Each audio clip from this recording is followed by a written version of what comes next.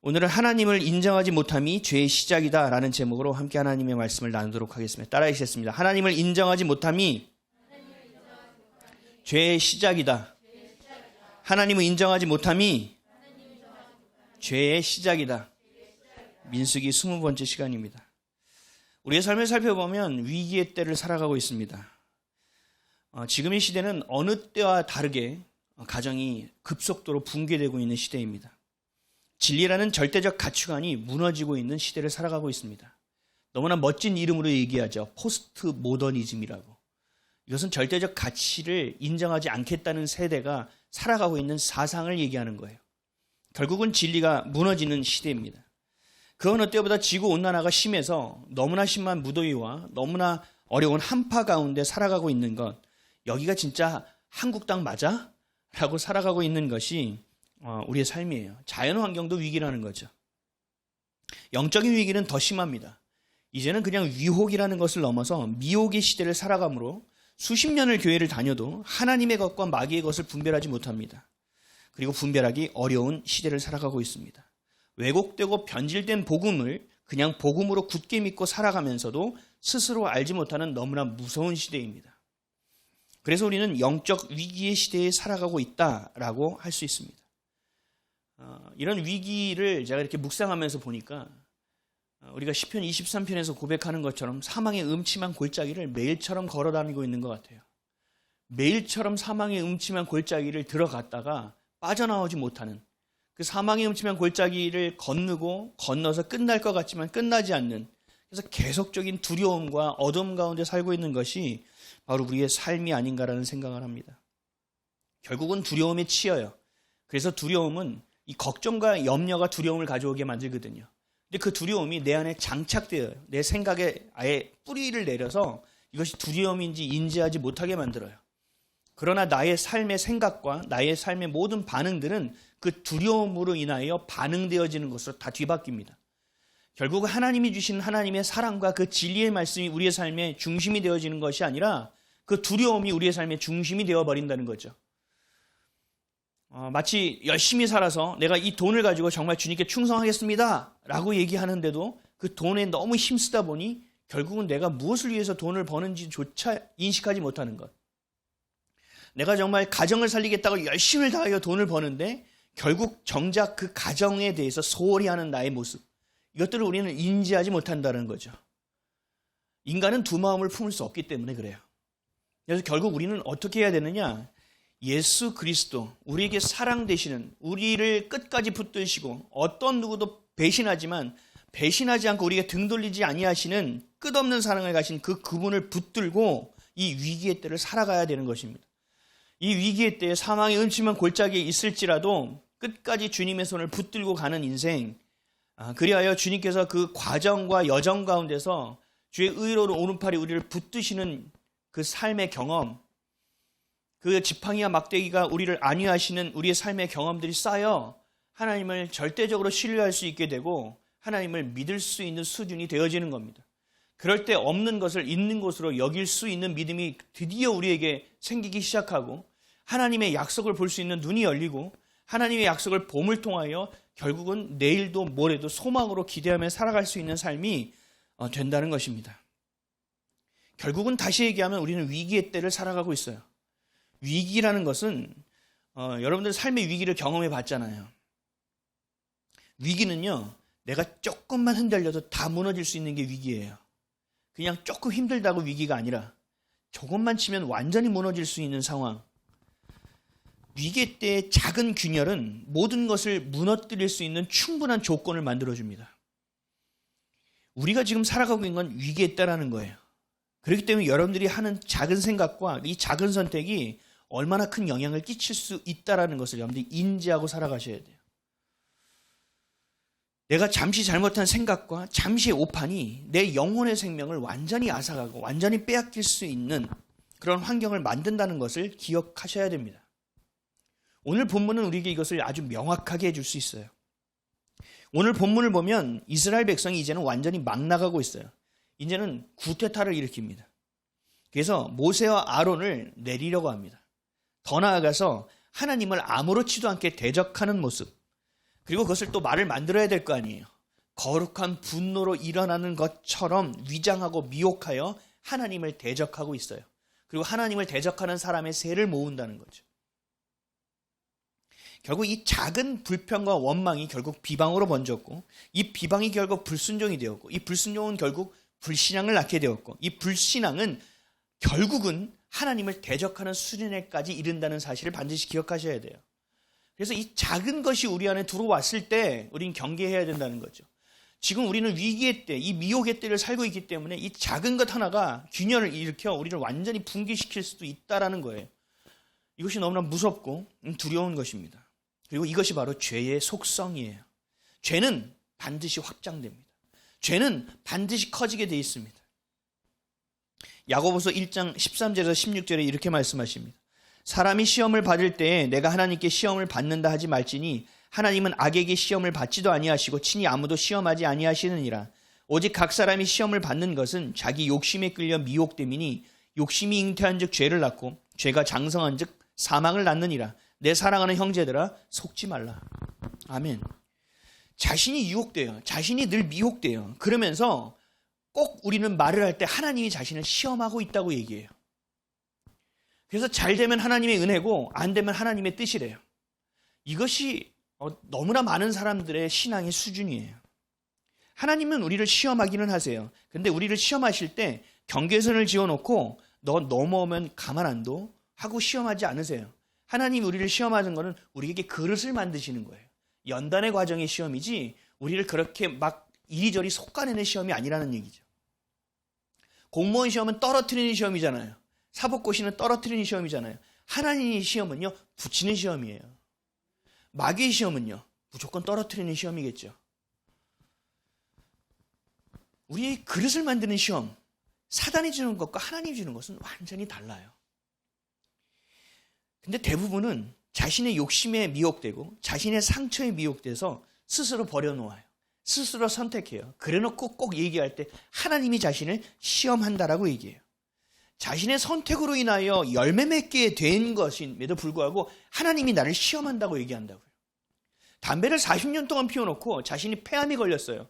그래놓고 하나님이 나를 이제는 치시는구나라고 얘기해요. 아니요. 40년을 피면 폐암이 걸릴 수 있는 거예요. 괜히 자기가 심어놓은 것을 갖고 하나님을 들먹이는 인생을 산다는 말이죠. 하나님을 너무 몰라도 한참 몰라요.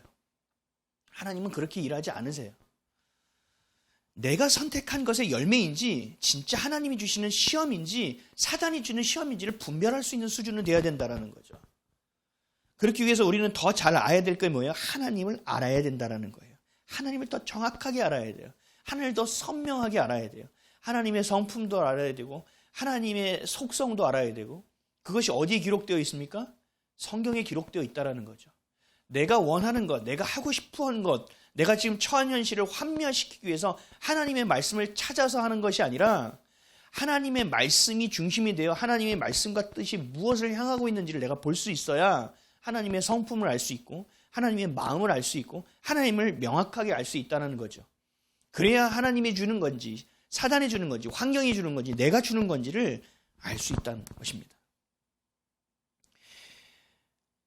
하나님이 시험하고 있어요 하고 얘기하면 모든 사람이 기도할게요 하고 되게 편안해지죠. 모든 환경이. 누가 나에게 손가락질을 하는 사람도 없고 나를 더 긍휼히 여겨주겠죠. 그렇게 생각하면 내가 편할 수 있고 내 어려움이 합리화될 수 있어요. 그래서 사람들이 많이 그렇게 빠지는 거예요. 근데 중요한 것은 하나님은 아신다는 거예요. 하나님 이것을 합리화시키고 있는지 아니면 진짜 얘가 나에게 진정으로 오고 있는지를 하나님은 그 마음의 동기를 명확하게 알고 계신다는 거예요. 하나님은 시험에 주지도 않았는데 하나님이 시험을 주고 있어요. 그 모습을 하나님이 본다고 생각해 보세요.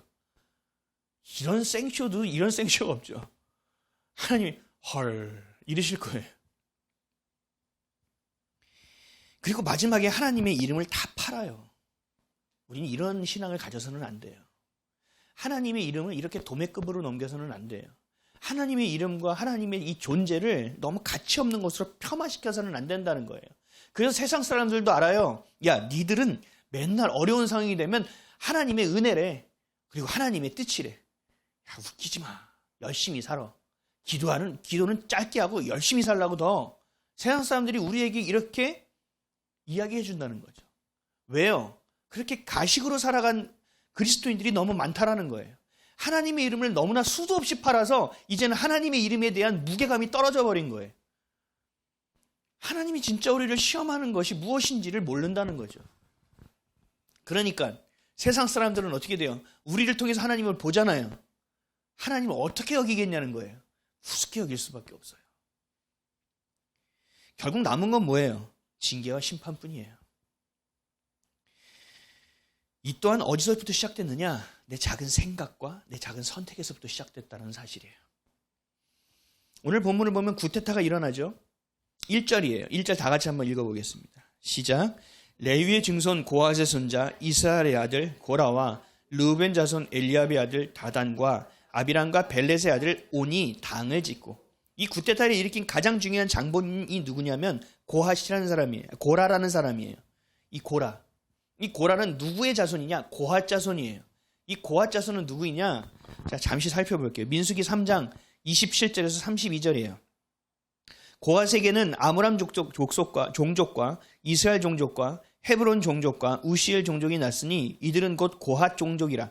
계수된 자로서 출생 후 1개월 이상 된 남자는 모두 8,600명인데 성소를 맡을 것이며, 고핫 자손의 종족들은 성막 남쪽에 진을 칠 것이요, 우시엘의 아들 엘리사바는 고핫 사람의 종족과 조상의 가문의 지휘관이 될 것이며, 그들이 맡을 것은 증거계와 상과 등잔대와 제단들과 성소에서 봉사하는 데 쓰는 기구들과 휘장과 그것에 쓰이는 모든 것이며, 제사장 아론의 아들 엘리야살은 레위인의 지휘관들의 어린이 되고 또 성소 맡을 자를 통할 것이니라. 아멘. 쉽게 얘기해서 뭐냐? 지금 고핫의 자손 고라, 지금 이 모든 구테타를 일으키는 장본인은 원래 뭐 하는 자냐면 성막에서 가장 중요한 성막의 기구와 물품들을 다루는 직책을 맡은 레위인이에요. 굉장히 중요한 일을 하는 거죠. 이것도 다른 데서 실으면 안 돼요. 이것은 무조건 짐을 매야 되는 너무나 중요한 일을 맡은 자가 바로 고핫 자손이고, 그 고핫 자손에서 오늘 구테타를 일으킨 장본인 고라가 등장하는 거예요. 우리가 볼 때는 굉장히 중요한 일이라고 생각되잖아요. 근데 이 고라가 볼 때는 아니었던 거예요. 고라는요, 제가 볼 때 굉장히 탁월했던 자 같아요. 굉장히 뛰어난 자 같아요. 그러니까 자기가 이렇게 보니까 성막이 어떻게 돌아가는지도 알겠고, 하나님이 어떻게 임재하시는지도 알겠고, 백성이 어떻게 다스리는지도 알게 된 거예요. 아, 모세는 이렇게 하는구나, 아론은 이렇게 하는구나, 대제사장은 이런 역할을 하는구나, 야, 하나님 누구인구나 라는 것을 고라는 안 거예요. 그러니까 이 고라가 생각하는 거죠. 야, 굳이 이거 이렇게 할 필요가 있을까? 이게 뭐예요? 자기 생각이죠. 내가 이거 외에 이렇게도 할 수 있는 건데, 아니 나도 이 정도는 할 수 있는데, 이 물품을 들고 가는 것도 좋아. 근데 이것까지도 내가 제사장에게 이것을 또 관여받고 관할받고 통치받아야 돼? 아, 이건 아니는데. 내가 아무리 봐도 좀 아론 좀 부족한 것 같은데. 내가 이렇게 보니까 아론 쟤도 맨날 동조하고 맨날 했던 애인데. 아, 좀 별거야. 그리고 아론의 자손 첫째, 둘째는 다 죽었는데, 아우, 뭐, 또 이거 뒤를 맡은 엘라살도 뭐 내가 볼 때는 좀 형편없어. 차라리 형들이 좀 나았지. 이런 생각이 이 고라에게 들어갔다는 거예요. 그래서 생각하는 거죠. 아, 이거는 허드렛 일이잖아. 여러분, 비교를 하면요, 불행해져요. 비교는요, 사탄이 쓰는 강력한 무기 중에 하나예요. 남들 여러분 지나가는 사람 보면 다 행복해 보이죠. 다 괜찮아 보이죠. 안 그렇다니까요. 다 엉망진창이에요. 여러분, 이 땅을 살아가는 거는요, 순기능의 가정은 한 군데도 없어요. 다 엮이는 가족이에요. 근데 그것을 주인을 누구를 삼고 어떻게 살아가느냐가 문제인 거거든요. 그게 삶의 질과 방향과 우리 믿음의 대상이 누구인지가 달라지고, 그리하여 오늘과 내일을 기대하며 살 수 있는 소망이 생기는 것이지, 그렇지 않은 사람들은 그냥 그렇게 사는 거예요. 그래서 비교하는 거예요. 탁월한 자들이 더 비교해요. 그러니까 어려워지는 거죠. 그리고 열등감이라는 건요, 잘나고 못나고가 없어요. 열등감은 누구에게나 찾아옵니다. 인간의 연약함의 특성이에요. 여러분, 우리나라 최고는 삼성이잖아요. 그 수장은 이재용이잖아요. 그 사람은 열등감이 없을까요? 그 사람은 어디 가든지 고개를 펴고 이러고 살까요? 아니요. 고개를 숙이는 사람들이 있어요. 대통령 앞에서 고개를 숙여야 되고 누가 앞에 고개를 숙여야 돼요. 그럼 대통령은요? 이런가요? 아니요. 또 다른 나라 대통령 가면 또 고개를 숙여야 돼요. 또 백성 앞에서는 또 고개 숙이는 척을 해줘야 돼요. 어떤 누구도 영원한 갑은 없다니까요. 이 땅이 그렇다니까요. 근데 열등감을 자꾸 가져요. 왜요? 비교하니까. 내 자리를 생각하지 못하고 내 삶의 이유와 목적과 방향을 알지 못하니 계속 열등감에 들어가는 거예요. 누가 차를 바꿨대. 어이씨, 저거 월급 나보다 적은 것 같은 차 언제 바꿨대? 나도 바꿔야겠는데. 이게 우리의 열등감의 근거예요. 증거라고요. 우리 옆집 애가 1등 했대. 100점 맞았대. 하면서 거기는 자연히 내 자녀에게 가요. 쟤는 왜 저럴까? 아니에요. 그렇지 않아요. 그 자녀가 최선을 다하고 있는가, 하나님 주신 방향을 가지고 살아가고 있는가가 중요하지 점수가 중요하지 않다니까요. 왜요? 자꾸 비교하잖아요. 비교함으로 인하여 이 고라가 맛이 간 거예요. 그래서 어떻게 됐어요? 이제는 나는 이들의 진두지휘를 받고 싶지 않아. 나도 대제사장이 될 수 있어. 라는 역모를 꿈꾸기 시작하는 거예요. 이 구테타를 일으키기 시작한 거예요. 왜 나는 이런 허드렛 일만 해야 돼? 같은 레위인인데, 같은 레위인으로 태어났는데 왜 나는 이런 일을 해야 돼? 하고 이해가 안 된 거예요. 두고두고 봐도 그들이 지휘하는 것이 탐탁지 않았어요. 야, 이제 출발하자. 엘리에살이 괜찮아. 아론이 가자 그랬더니 고라가 그러는 거죠. 아니, 이거 아직 안 됐는데, 깜빡했네. 야, 너 고라 똑똑하다. 그래, 마무리하고 와. 대제사장이 왜 이 모양이야? 제사장 이것밖에 안 돼. 계속 탐탁치 않은 것이 계속 올라오는 거예요. 이 고라 안에서는. 또 함께 구테타를 일으킨 자가 고라 말고 또 있어요. 1절이에요. 다 같이 다시 한번 1절 읽을게요. 시작. 레위의 증손 고핫의 자손 이스라엘 아들 고라와 르우벤 자손 엘리압의 아들 다단과 아비람과 벨렛의 아들 온이 당을 짓고. 고라 말고 이 구테타에 동조한 자가 누구냐면요, 쉽게 말하면 르우벤의 자손이에요. 르우벤은 누구예요? 야곱의 12아들 중에 맏아들이에요. 맏아들은 뭘 가지고 있어요? 축복권, 장자권을 가지고 있죠. 너무 엄청난 권한이에요. 근데 그것을 잃어버렸죠. 하나님이 박탈시켰어요. 왜요? 어미의 침소를 더럽혔기 때문에 르우벤은 박탈당했다고요. 근데 이 르우벤의 자손들은 늘 어떤 생각을 가지고 살아갈까요? 우리 12지파인지 우리가 1등인데. 우리 12지파인지 우리가 맏아들인데. 아니, 모세와 아론이 이 정도 질서를 만들었으면 이제는 그래도 리더급은 좀 맏아들한테 맡겨야 되는 거 아니야? 그래, 우리 아버지, 할아버지, 좋아. 이런 짓을 저질렀다고 치자. 그래도 이제는 우리는 다른 사람인데, 그래도 우리에게 1순위의 권한은 줘야 되는 거 아니야? 우리를 좀 우대해야 되는 거 아니야? 여러분, 이거 틀린 생각인가요? 틀리지 않아요. 이런 생각은 가질 수 있다고요. 근데 이 생각을 붙잡았다고요. 그리고 그 붙잡은 생각으로 행함으로 옮겨봤다는 거예요. 고라가 아무리 혼자가 난리를 쳐도요, 누군가가 합세하지 않으면 이 일은 일어나지 않아요. 맞아떨어진 거예요. 생각이. 그 균열된 붕괴되는 그 생각, 하나님을 향하지 않는 것이 서로 합이 맞아진 거예요. 야, 우리 장자권 찾아야겠다는 거죠. 우리 첫째 아들로서의 위치, 서열을 다시 잡아야겠다는 거예요. 결국 뭐냐 하면 고라는 아론이 가지고 있는 영적 리더, 제사장의 자리를 가져가고 싶다는 거예요. 레위인으로서. 또 르우의 자손, 르우벤의 자손은 또 뭐냐? 모세가 가지고 있는 민족의 정치적 리더의 자리를 가지고 가고 싶다는 거예요. 야, 모세, 너희 할 만큼 했어. 아론, 할 만큼 했어. 이제 내려와. 우리가 할게. 이건 이런 말은 할 수도 있다니까요. 이런 생각은 할 수도 있다니까요. 왜요? 자신들이 그들보다 훨씬 낫다고 여기니까. 아마 액면상으로 봤을 때 더 나을 수도 있었을 거예요. 근데 3절이에요. 3절 다 같이 읽겠습니다. 시작. 그들이 모여서 모세와 아론을 거슬러 그들에게 이르되 너희가 분수에 지나도다. 회중이 다 각각 거룩하고 여호와께서도 그들 중에 계시거늘 너희가 어찌하여 여호와의 총회 위에 스스로 높이느냐? 이거예요. 이제 12지파가 딱 질서가 잡혔고 그 지파별로 지휘관이 세워졌고 하나님이 임재되는 성막도 만들어졌고 다 됐잖아. 그리고 하나님도 임재하시잖아. 이제 너희들 빠져.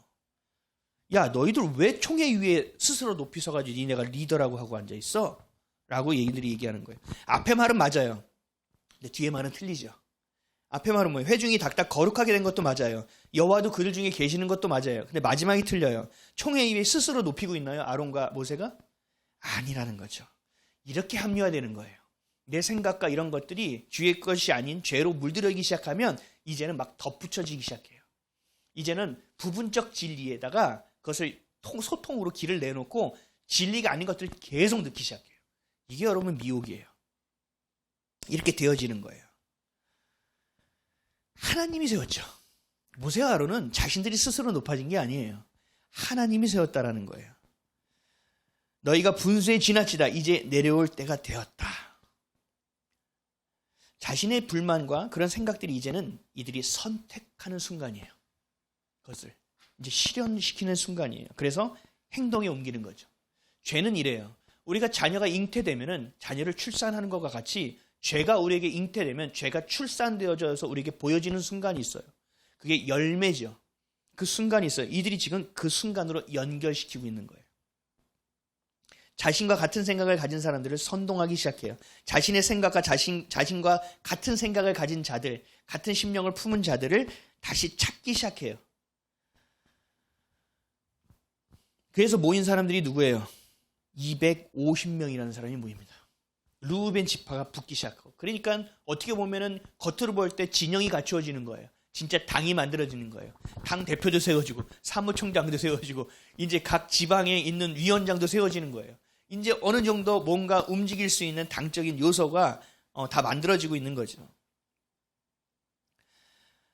근데 이 고라와 이들 안에서의 계산 안에서 빠진 게 있어요. 하나님이죠. 이들의 생각과 기준과 계산 안에서 빠진 게 하나님이에요. 그러니까 스스로 높이는 것으로 보여지고 자신의 열등감을 어떻게든 그 상처를 세상의 것으로 채워서 자신이 원하는 것들을 가지려는 자리로 서게 되는 거죠. 그래서 어떻게 돼요? 결국은 하나님을 대적하는 자리에 서게 되는 거예요. 그리고 그냥 혼자 서지 않잖아요. 당을 지어요. 자기의 집단을 만들어요. 자기 편을 만들어요. 세를 만들어요. 대항해요. 여러분 바벨탑 만들 때 기억해 보세요. 바벨탑을 만드는 것은요. 액면상으로는 이런 거예요. 부분적 진리는 뭐냐? 야, 우리가 홍수가 나서 다 죽었잖아. 야, 이제 우리 너무 비참했잖아. 좀 더 높은 곳을 지어서 이제는 그런 비참한 일을 막아보자. 야, 우리 하나가 돼서 좀 잘해보자. 이게 지금 WCC, WEA 연합에 대한 얘기거든요. 아니죠. 하나님이 빠졌다니까요. 하나님이 그렇게 하지 말라고 해서 그 일을 벌어진 거잖아요. 그럼 회개하고 그걸 안 하면 되는 거예요. 근데 굳이 그 바벨탑을 왜 쌓냐는 말이죠. 결국 그 안에 뭐가 들어있어요? 그 연합에는요. 하나님을 대적하는 것이 들어있는 거예요. 하나님, 야, 하나님 제껴. 이 정도 하면 우리 이길 수 있어. 야, 빼. 우리가 하면 돼요. 하나님 굳이 와가지고 왜 영광 받으려고 그러고, 야, 우리가 뭐 꼬봉이냐? 이렇게 얘기하는 거예요. 근데 하나님이 계산에 빠지잖아요? 그럼 대적하게 되는 거예요, 계속. 부분적 진리를 통해서 미혹돼서 많은 사람들이 지옥의 구덩이에 빠지게끔 만들어버리는 거예요. 마귀가 하는 일은 늘 이래요. 마귀는요, 혼자 죽지 않아요. 우리가 얘기할 때 있잖아요. 야, 이거 물귀신이네. 이렇게 얘기하잖아요. 왜요? 지 혼자 안 죽고 꼭 끌어들여서 같이 죽으려고 그래. 이게 사단의 명확한 속성이에요.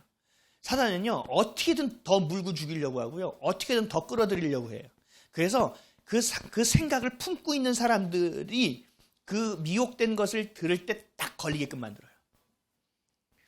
그러니까 우리가 얘기하는 거예요. 예수가 전부가 되지 않으면 다 걸리는 거예요. 지금 한국계 대부분이 WCC, WA 다 걸려 넘어갔어요. 왜요? 이렇게 되는 거예요. 예수가 전부가 되지 않으면 그렇게 된다니까요. 홍수가 두려운 자들도 참여했겠죠, 바벨탑에. 하나님을 대적하는 자만 아니라 연합에 속은 자도 참여했겠죠. 정말 많은 사람들이 참여해서 죽을 길로, 소위 말하는 황천길로 가는 거예요. 불평과 원망, 비방의 선택은 결국 고라와 같이 하나님을 대적하는 자, 당을 짓고 불평과 원망을 극대화시켜버립니다. 욕심이 죄가 사망에 이르기까지 끝까지 갑니다. 사단은 여러분들 딱 손을 잡잖아요. 딱 걸리잖아요. 사망에 이르기까지 놓지 않습니다. 빨대 딱 꽂아서 모든 진액을 다 빨아먹고 껍데기만 남을 때까지 빠지지 않습니다. 하나님은요, 예수님은요, 생명을 얻을 때 풍성히 얻을 때까지, 사랑을 받을 때, 하나님이 주시는 최고의 것까지 받을 때까지, 이 땅에서 기쁨과 평안을 누릴 수 있을 때까지 우리를 사랑하시잖아요. 완전히 속성이 다르다니까요. 근데 왜 아군과 적군을 구별하지 못하느냐 말이에요. 왜 어둠과 빛을 구별하지 못하느냐 말이에요.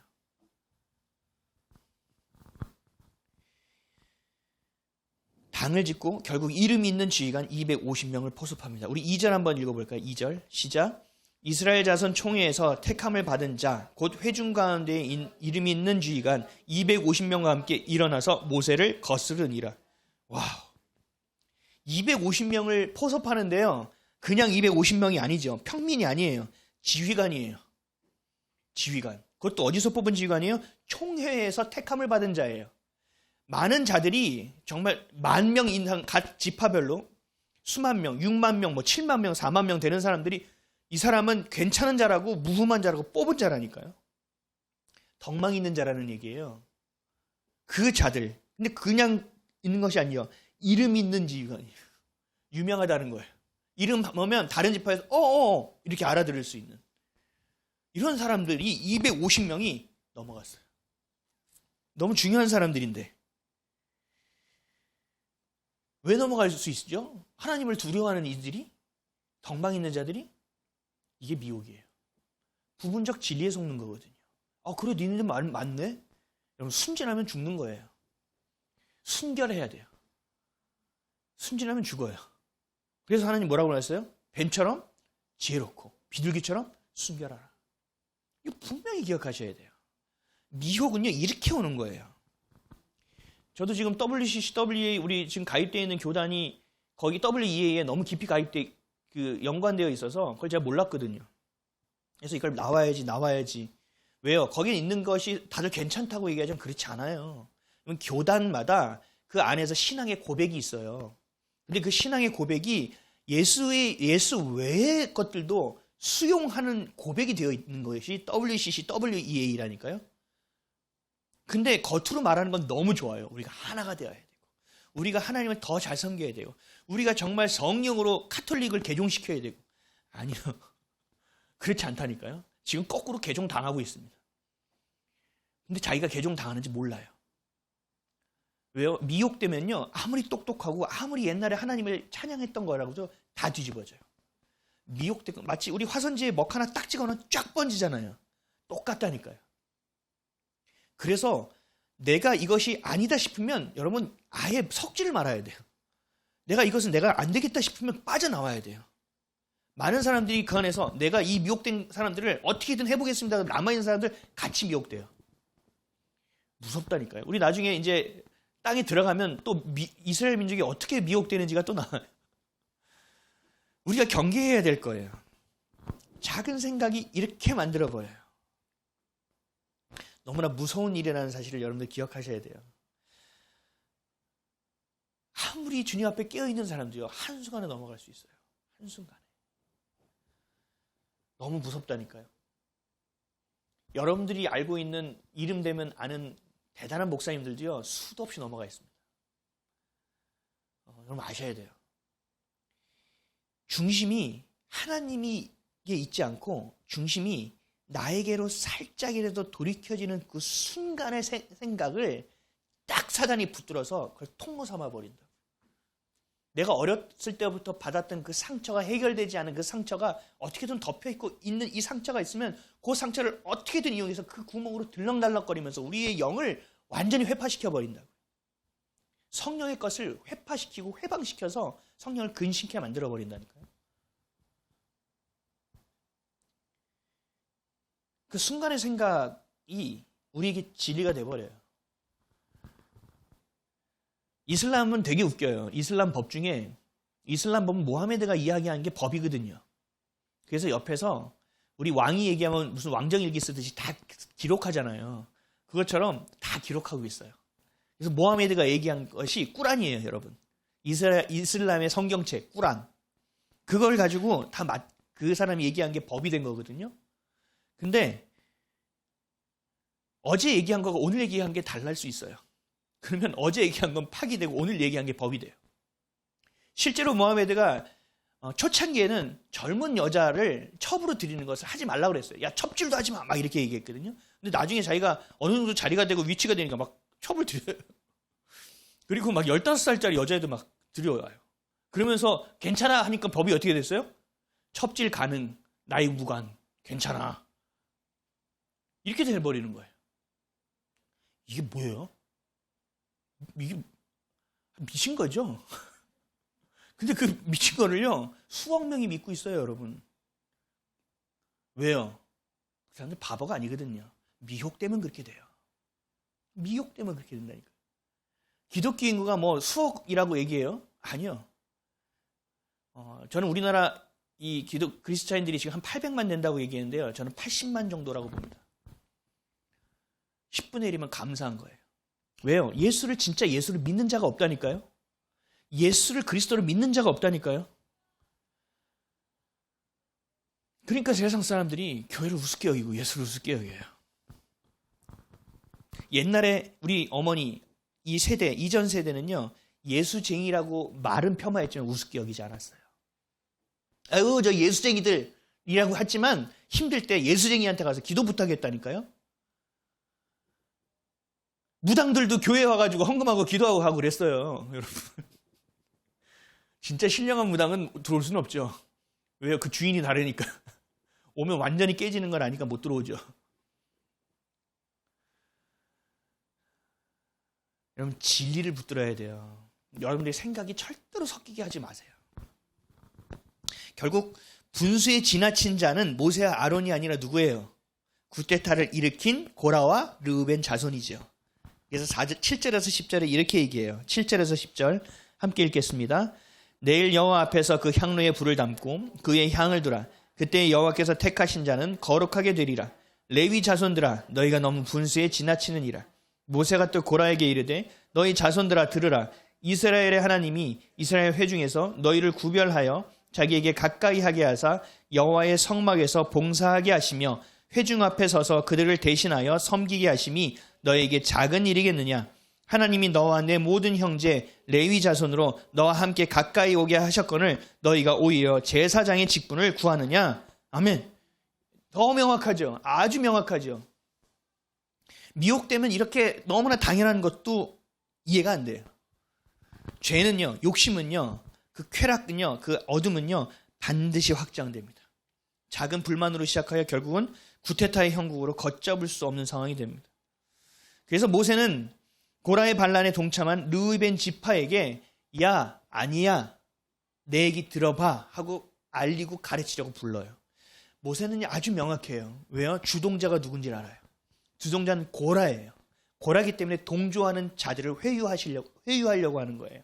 야, 이러다가 너희들 큰일 나. 야, 이러다가 너희들 끝나. 하면 안 돼. 라고 얘기하려고 하는 거예요. 주동자는요, 부르지 않아요. 주동자는요, 이미 미혹되어 넘어가 있는 자이기 때문에 어렵다고요. 그걸 알아야 돼요. 그래서 이들을 불러요. 근데 이들이 적반하장이죠. 이런 사람이 어떻게 지금껏 모세를 따르는지 이해가 안 돼요. 12절에서 14절이요. 시작.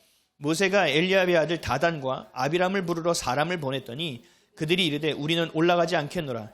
내가 우리를 적과 꿀이 흐르는 땅에서 이끌어내어 광야에서 죽이려 함이 어찌 작은 일이기에 오히려 스스로 우리 위에 왕이 되려 하느냐. 이뿐 아니라 내가 우리를 적과 꿀이 흐르는 땅으로 인도하여 들이지도 아니하고 밭과 포도원도 우리에게 기업으로 주지 아니하니 내가 이 사람들의 눈을 빼려느냐. 우리는 올라가지 아니하겠노라. 와, 이게 너무 심각해지죠, 점점. 그 부분적 진리에 속아버리면요, 원래 있던 진리는 다 오염되어서요, 이렇게 돼버리는 거예요. 적과 꿀이 흐르는 땅에서 이끌어내어 광야에서 죽이려 한 것이 모세예요? 자기네가 그랬잖아요. 모세는 안 그랬잖아요. 그리고 스스로 우리 위에 왕이 되려는, 언제 모세가 왕이 되려고 했어요? 이뿐 아니라 적과 꿀이 흐르는 땅으로 인도하여 들이지도 아니하고 밭과 포도원도 우리에게 기업으로 주지 아니 내가 이 사람들의 눈을 빼려느냐? 야, 너희들 나 지금 사기쳐? 야, 나 속여? 야, 안 돼 너. 이렇게 적반하장으로 얘기하는 거예요. 그래서 우리는 올라가지 아니하겠노라. 나 안 가. 이거는 누구의 리더십을 부정하는 거예요? 하나님의 리더십을 부정하는 거예요. 적과 꿀이 흐르는 땅을 들어가지 못한 건 모세 때문이 아니에요. 모세가 리더의 자리에 있는 거는요, 모세가 너무 싫어서 몇 번을 안 한다고 했어요. 그렇죠? 그리고 모세를 보세요. 맨날 억울하게 누명 써가지고 맨날 맨날 주님 앞에 살려주옵소서, 저를 봐서 살려주옵소서 이러고 있는 자리가 좋아요, 여러분? 안 좋아요. 리더의 자리는요, 여러분 책임이 따라요. 안 좋아요. 그냥 따라가는 게 좋아요. 근데 이렇게 얘기하네요. 이게 뭐냐면요, 원망과 불평은요, 표적이 있어야 돼요. 공격의 대상이 필요하거든요. 사람들이 대부분 희생양이라고 하죠. 내가 이거 하고 이거 다 잘못됐어. 근데 이것을 누군가 책임져야 되는데 책임을 안 져. 그러니까 책임을 질 만한 사람이 책임을 안 지고 뭐 하는지 아세요? 책임 전가를 해요. 누군가 약하고 누군가를 공격해도 이 사람은 괜찮을 정도의 수준을 잘 봐서 그 사람은 희생양으로 삼는다고요. 그래서 자기가 책임에서 면피하려고. 지금 이 르우벤 지파의 얘네들이 하는 얘기가 그대로예요. 자기는 책임이 하나도 없어요. 자기는 잘못한 게 하나도 없어요. 자신이 아프고 자신이 힘들고 자신이 어렵고 자신이 가져야 될 것을 못 가지고 자신이 있는 것이 아니라 없는 것을 자꾸 보고 결국은 이 모든 일을 책임질 자를 찾고 있는 거예요. 그게 누가 됐어요? 모세가 된 거예요. 당첨. 그래서 리더의 자리는 맨날 공격당하는 거예요. 죄는요, 더 확장되기 시작하죠. 이제는 르우벤은 자신이 잘못한 것은 이제 하나도 없습니다. 스스로에게 면죄부를 줬어요. 하나님을 거스른 적도 없고 하나님을 미워한 적도 없고 자신은 아주 명확한 르우벤 지파의 자손, 이 모든 장자권을 받고도 남음에 있는 자로 변모되어 있습니다.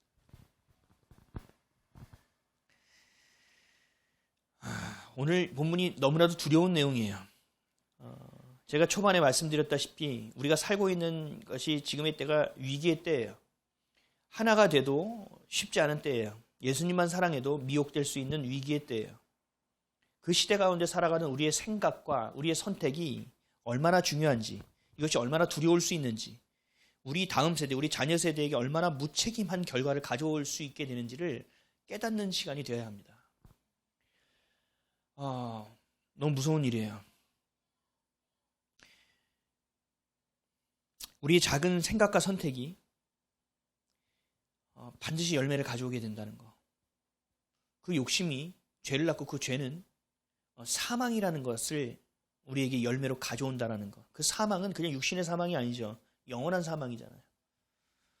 작은 불평과 원망이 번져가면 결국 어떻게 되는지, 그리고 마귀는 이런 불평과 원망을 가지고 어떻게 사용하는지, 결국 이들이 마귀가 어디까지 끌고 가려는지를 알아야 합니다. 사랑하는 성도 여러분, 고라는 결국 하나님을 섬기는데 허드렛 일은 그만하겠다. 나도 좀 더 중요한 제사장이 되어보고자 한다.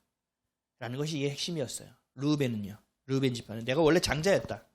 모세에게서 정치적 리더의 자리를 찾아와야겠다. 하나님의 계획하심과 하나님의 생각과 하나님의 마음에는 어떠한 것도 동일한 것이 하나도 없습니다. 이들의 선택과 이들의 생각에 하나님은 존재하지 않습니다. 여러분의 생각과 선택 가운데 예수님이 계십니까? 여러분이 살아가는 그냥 아무 의미 없이 생각하고 선택하는 이 무의식적인 상황 가운데서도 예수님을 생각할 수 있어야 됩니다.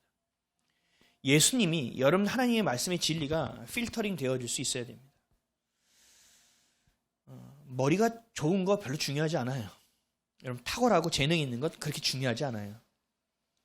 하나님께 쓰임받지 못하면 아무 소용없는 일이에요. 하나님의 시선에서는 또요, 그런 거는 별로 중요하지 않아요. 탁월하고 머리 좋고 뛰어나다 별로 중요하지 않아요. 모든 것은 어디 있는지 아세요? 하나님의 선택에 있어요. 하나님이 그렇게 선택하시면 그런 거예요. 하나님이 그 자리를 주시면 그 자리가 가장 소중한 것이 되어져야 돼요. 내가 이거보다 더 탁월한 것, 더 재능이 있고 이 사람보다 더 잘할 수 있다 하더라도 내가 주님께 감사하고 주님을 따르는 것이 되어야 돼요. 이걸 뭐라고 하는지 아세요? 충성이라고 하는 거예요. 충성은 내가 막 능력이 있어도 그 자리에 머물러 있는 거예요. 내가 할 수 없는 일인데 주님이 시켜도 할 수 있다고 믿고 두려운 가운데서 돌파해내는 일이에요. 이게 충성이라니까요. 하나님의 시선이 중요한 것이에요. 하나님이 원하시는 자리가 중요한 거예요. 하나님이 맡긴 일이 더 중요한 거예요. 이건 매우 중요한 거예요. 하나님이 주신 자리에서 하나님을 바라고 하나님의 말씀에 청종하여 살면 되는 일이에요. 근데 그걸 잘 안 되죠.